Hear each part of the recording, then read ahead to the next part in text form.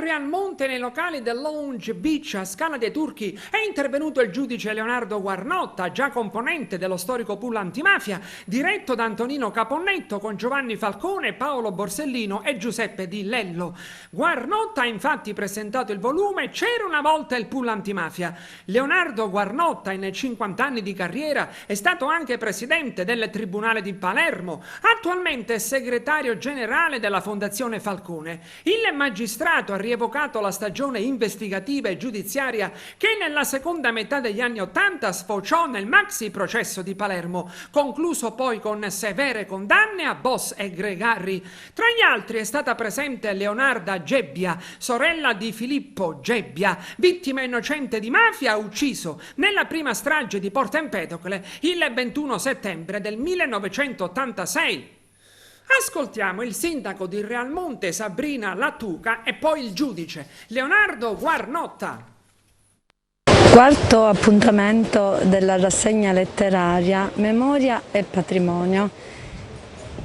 Quello di questa sera è l'appuntamento più significativo dell'intera rassegna. Abbiamo con noi qua a Realmonte, e di questo siamo onorati, il giudice Guarnotta, che rappresenta la storia italiana. Un uomo giusto, integerrimo, che a contribuire alla crescita di questo Paese attraverso il rispetto rigoroso delle norme, il rispetto rigoroso della legalità, e quindi ha contribuito a fare sì che si andasse nella giusta direzione. Realmonte vuole essere questo. Vuole essere un territorio virtuoso dove la memoria è e deve essere patrimonio, soprattutto per le nuove generazioni che ne devono trarre esempio.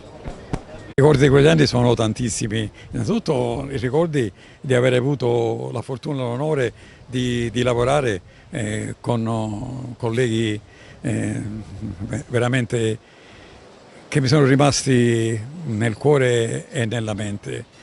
Rocco Chinnici, Antonio Caponnetto, Giovanni Falcone, Paolo Borsellino.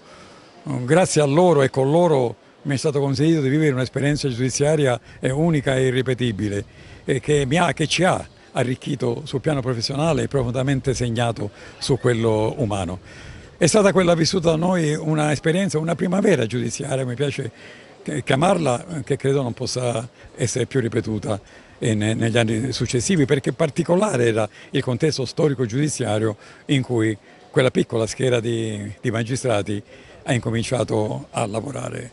Un lavoro indefesso, un lavoro duro, un lavoro che ci è costato molto anche sul piano umano e familiare, che però ci ha consentito di poter, almeno per qualche tempo, restituire la Sicilia ai siciliani onesti. Di quel periodo è rimasto tutto il metodo Falcone, cioè il metodo di disporre delle indagini particolari seguendo il denaro, perché nell'istruire un grosso processo di traffico di sostanze stupefacenti tra Palermo e gli Stati Uniti d'America, il personaggio era un certo Rosario Spatola, era un catanese faccendiere e commerciante di droga. Giovanni si rese conto che ormai era riduttivo indagare soltanto in Sicilia. La mafia si era trasferita altrove, non soltanto in Italia, ma in Europa e in tutta Italia. E si rese conto anche una cosa, che se la droga lascia tracce soltanto, si può dire, nella salute di chi l'assume, e invece il denaro, gli ingenti fiumi di denaro che il traffico di droga consentiva di avere, e invece potevano essere seguiti, lasciavano orme, lasciavano tracce, lasciavano segni, perché poi andavano a finire negli istituti di credito, nei santuari degli istituti di credito, dove venivano lavati, dove venivano cioè riciclati. Era importante allora penetrare in quegli istituti, ed è stata questa la svolta, il poter cioè penetrare in questi istituti per poter veramente avere conoscenza di tutti questi enormi traffici di sostanze stupefacenti con enormi profitti che dagli stessi derivavano.